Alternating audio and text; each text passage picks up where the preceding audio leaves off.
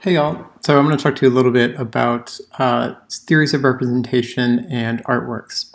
So we've been discussing theories of representation as we were reading Stuart Hall, and as you've discovered, it's a complex process of how meaning is made through language within culture. As artists, we're constantly engaged in representational strategies to communicate meaning and challenge our viewers with new ways of viewing content. So let's look at a few ways we might apply Hall's constructionist theory of representation to artworks.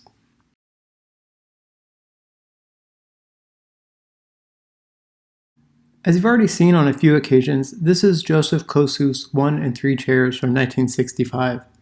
This project is perhaps the clearest example of Hall's theory of representation in an artwork. On the left, we have a photograph of a chair, a visual sign. On the right, we have the word and definition of a chair, a written sign. In the center, we have the chair itself, the piece of furniture that the two signs refer to. Here, Kosuth makes clear that the two signs are not the thing itself, but merely refer to the piece of furniture in the center of the installation. For many artists, it is this space between the sign and what it refers to that enables them to bend meaning and challenge the viewer. So let's look at a few other examples.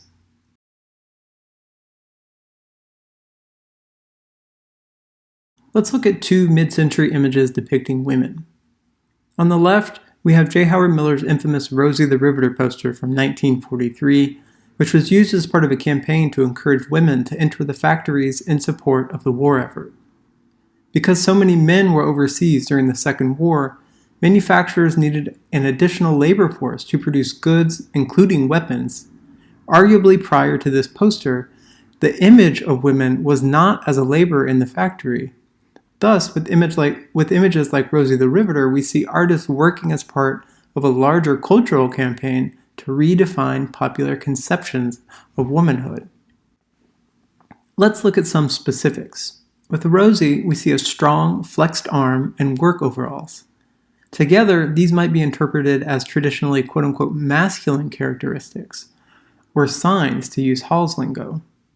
By associating these quote-unquote masculine characteristics with the would-be woman worker, the artist is challenging popular conceptions of femininity, which is one of the reasons this image is lauded by feminists as an image of empowerment. But what about some of the other signs the artist is using? I notice, for example, Rosie still wears mascara, lipstick, and tweezes her eyebrows.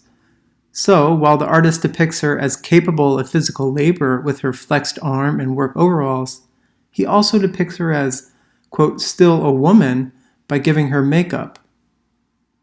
The other thing I notice is that it's a white woman. In a sense, then, we might say that J. Howard Miller is participating in a broader cultural representation of women as always a white woman. Indeed, most women of color would already have been working, so this campaign to join the workforce might resonate much less strongly with women of color.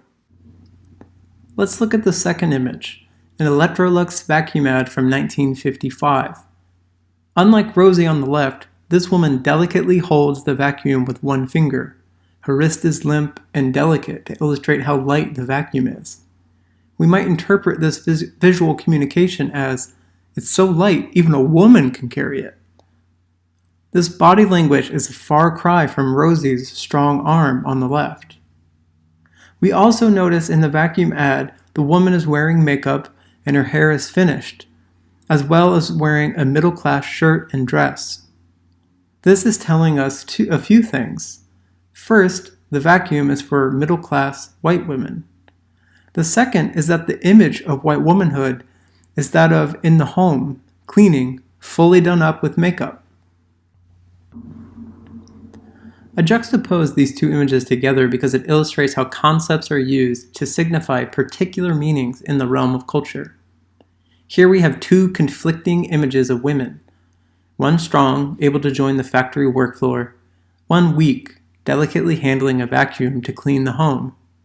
How is it that these two conflicting concepts of femininity could coexist, just 12 years apart from one another? Remember that representation is always in flux and contested. Here we can see clearly how meaning is constructed in a historical context. And by that I mean that at the height of the war, the concept of femininity needed to change because factories needed an additional workforce, in this case, women. After the war ended, the concept of gender changed again, placing women back in the home. In both instances, our subject is assumed to be white, and thus non-white persons are entirely written out of popular culture.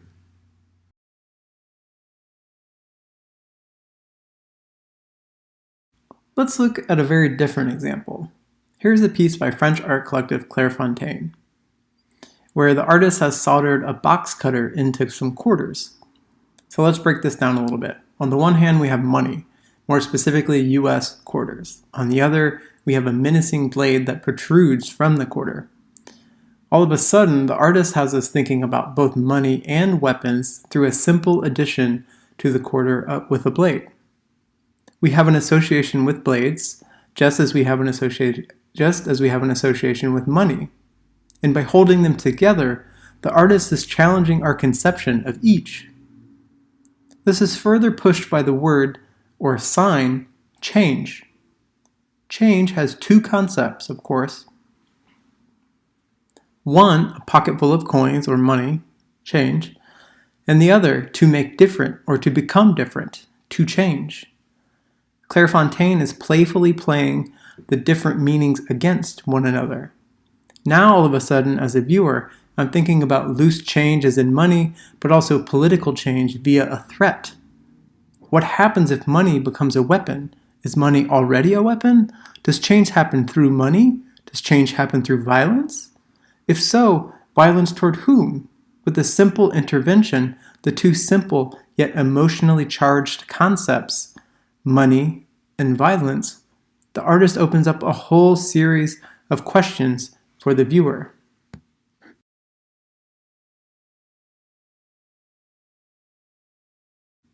This is the last example we'll look at in this presentation, and this is Sonia Clark's project Unraveling Unravel.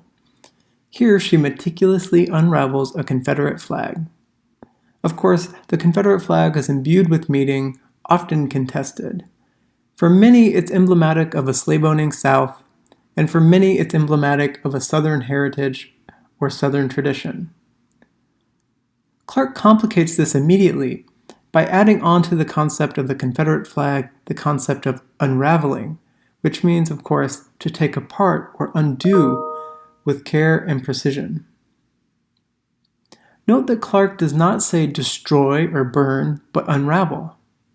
And we see the visual fruit of her efforts, a partial unraveling of the flag.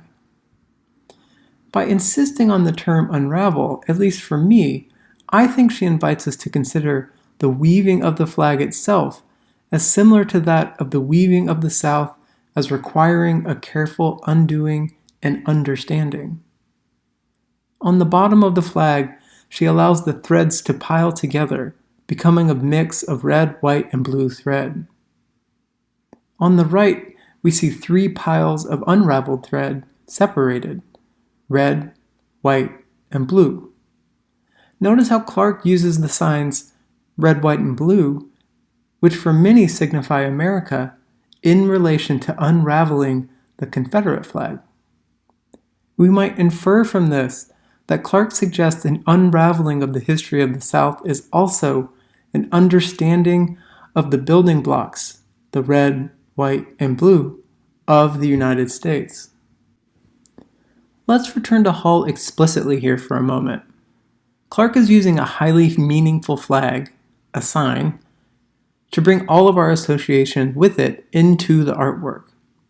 She then uses a process of unraveling as a poetic device to further imbue the artwork with meaning and change our original understanding of the Confederate flag. Finally, she's calling on our associations with the signs red, white, and blue to make connections between the Confederate flag, the act of unraveling, and the United States. You can see clearly how Clark is mixing, remixing, and playing various concepts against one another to challenge the viewer and remaking meaning of particular signs and concepts. I hope that gives you some introduction into how we might apply Hall's theory of constructionist representation to artworks. Of course, we'll continue to explore some of these ideas with one more reading and your accordion book projects that you'll be working on the next few weeks. Thanks, guys. I'll see you next time.